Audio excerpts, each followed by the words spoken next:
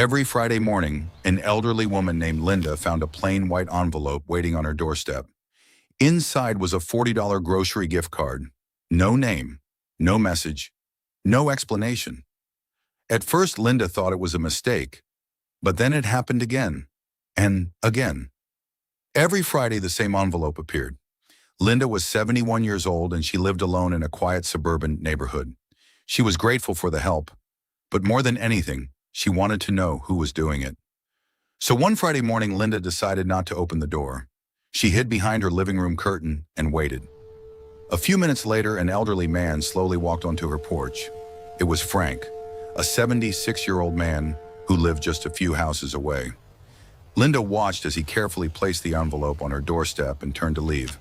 She opened the door and called his name. Frank stopped. Linda held up the envelope and asked, "Why have you been doing this?" Frank looked down for a moment. Then he pulled an old photograph from his pocket. It was a picture of his late wife. Frank quietly said, "Years ago, when my wife and I were struggling, someone helped us without asking for anything in return." He looked at Linda and continued, "Before she passed away, my wife told me, if I ever had enough to help someone else, I should never let that kindness end with me." Linda looked at the envelope in her hands. Frank smiled and said, "So every Friday, I keep her promise." Sometimes kindness isn't about changing someone's whole life. Sometimes it's simply making sure someone doesn't feel forgotten.